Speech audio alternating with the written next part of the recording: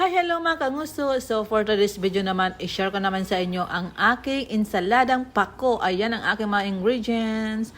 Mayroon tayong pugo, lemon na green, and then mango.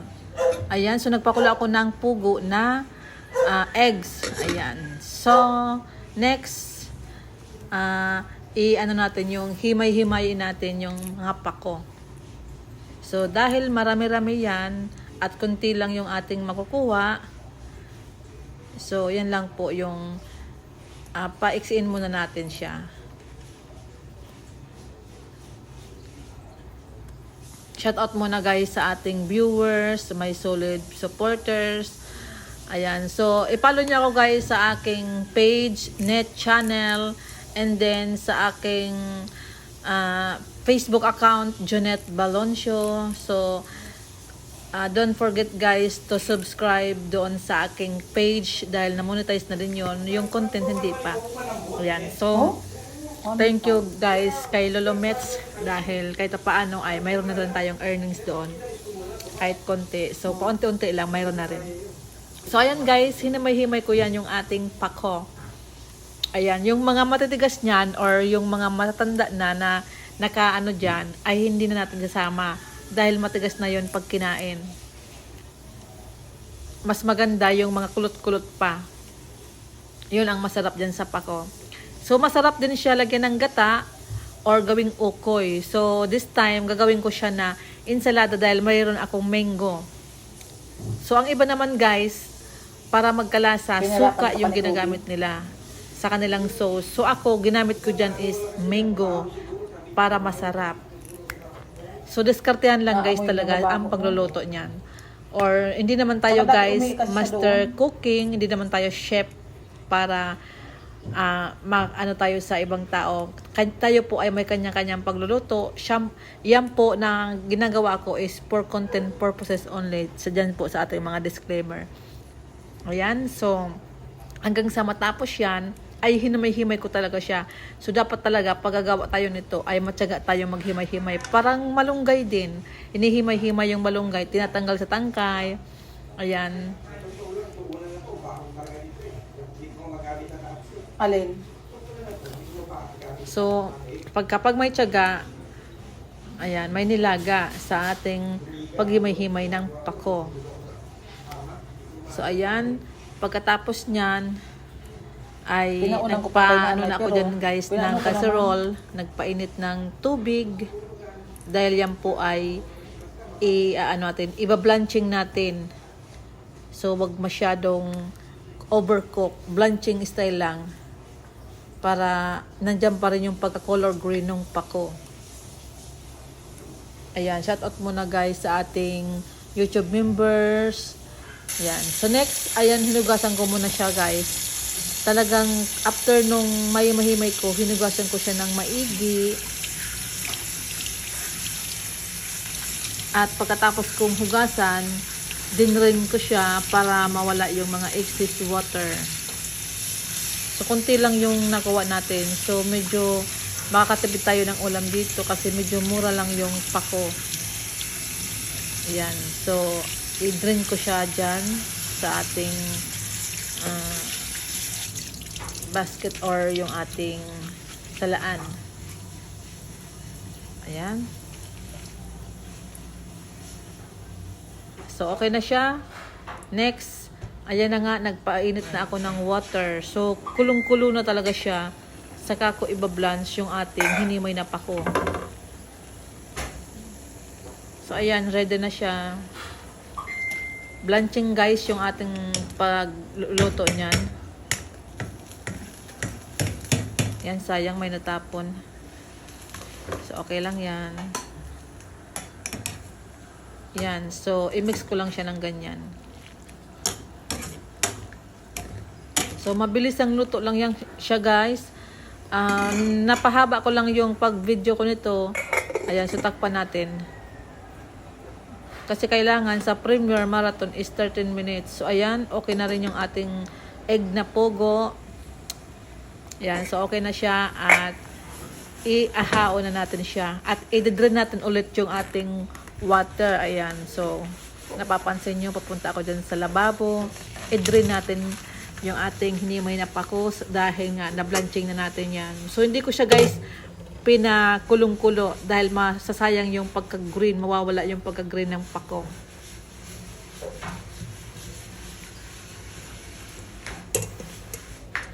So, ayan, tinanggal ko lang guys yung ating excess water dyan sa pako. At next, ayan, so ilalagay ko na siya dyan sa isang serving plate or yan sa ating lagayan na, na square plate. Ayan, so ipiplating ko lang siya dyan at ilalagay natin mamaya yung mga ingredients katulad ng sibuyas. So, yung sibuyas guys, dahil nga guys, kailangan sa Premier Marathon is 13 minutes. Kaya yung video, isinama ko dyan yung pagbabalat ko ng sibuyas, i-slice ko nung kamatis. Yan, tomatoes. So, ayan. So, kaya napasama ko yan dyan. So, kailangan i-slice natin yung sibuyas. So, ang ginamit ko guys, para mas masarap, is yung onion white. So, pwede kayong gumamit ng red onion, pero ang nasa kusina ko is white onion, kaya yan ang ginamit ko. And malasa talaga siya kapag dyan nyo ginamit sa ensaladang pako. So, ayan, nabalatan ko na siya. At next, yung kamatis naman. Again, babalatan i-slice natin yung ating kamatis. So, ang ginamit ko guys na kamatis is mga 3 piraso pag maliit. Pag malaki, mga 2 piraso lang kasi mas masarap pag may kamatis kasi yung pinaka-juicy niya, pinaka-juice ng yung katas ng kamatis is mapupunta doon sa pako. Ma-absorb ng pako yung katas ng kamatis. Kaya yan, gumamit ako ng malaking 2 piraso ng kamatis. Ayan, so is-transfer ko na yan dyan. Ayan, so ready na siya ang kamatis ko. Next, ready na rin yung aking pugo na eggs. Ayan, yung ating na-slice na mango. Ayan. So, ayan, i-squeeze ko lang guys yung aking lemon. So, color green yung kinuha ko dahil parang feeling ko masarap yung green na lemon. So, may tawag dyan. Kung anong tawag dyan, nakalimutan ko lang. So, pwede kayong gumamit ng calamansi juice or yung yellow na lemon. So, ayan.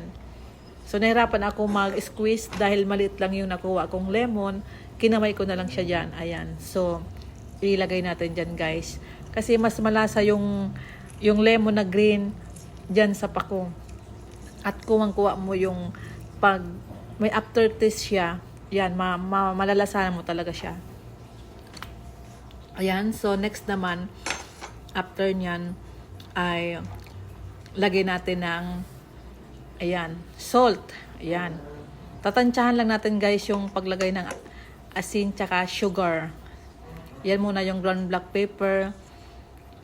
Mas maraming ground black pepper na pinong-pino, mas malasa. Yan yung ating sugar.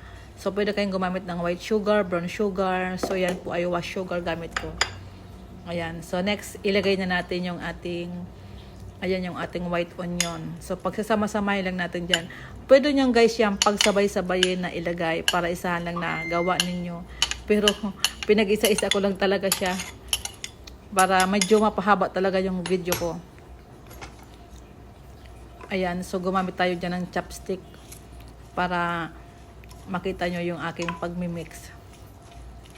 So, hindi lang siya talaga pagmadalian na pag-video ko dyan.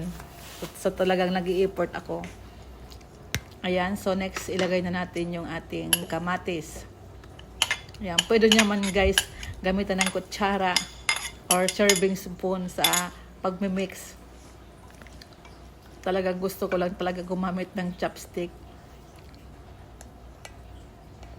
Ayan. So, kung napapansin nyo, guys, ayan, malapit na siya na, mamix. Dahil nandyan na lang yung lahat at kulang na lang ng mango slice.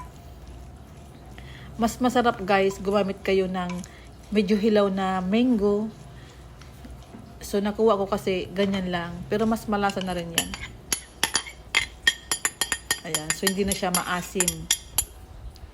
Ayan, so imimix na natin yan guys para talagang ensalada na pako yung ating menu for today or dish for today. Ayan, so na-minix ko lang siya guys, ayos na yan. Ang iba guys, ang ginawa nila, suka ang nilalagay dyan. Ayan, so ilagay ko na guys yung mga pugo na eggs. Ayan, so binaltan ko na siya guys.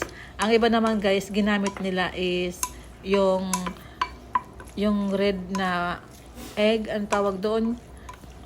Yung nilalagay sa tinapay na pulang itlog. Yun. Malasa daw kasi yun. Pero ako nalalansahan doon, kaya buo na pugo na egg ang nilagay ko. So, ayan. Mix lang natin guys.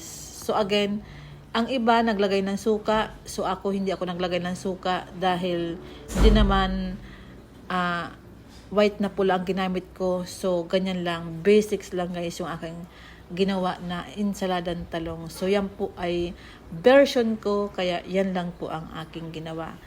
So ayan, i-mix lang natin. So pagkatapos niyan, mayroon akong ginawa na chicken para combination dyan sa ating ensaladang pako, para mayroon siyang partner na pang-ulam natin. So, nag-fried ako dyan ng chicken sa huli ng video ko. Ayan, so okay na guys, ang aking ensaladang pako. Ayan, so see you on my next video guys. Thank you for watching. Shout out to all. Ayan, so aking mga YouTube members, shout out sa inyo. And thank you guys, always support nyo sa aking channel. And don't forget to follow my page, net channel, my Facebook account, Junet Baloncio. Ayan, so nag-fried nga ako dyan ng chicken. Ayan, so malapit na yan guys na maluto. Ayan, so naka-plus sa screen guys yung aking page tsaka FB account. So thank you for watching guys. Shout out to all. See you on my next video. God bless.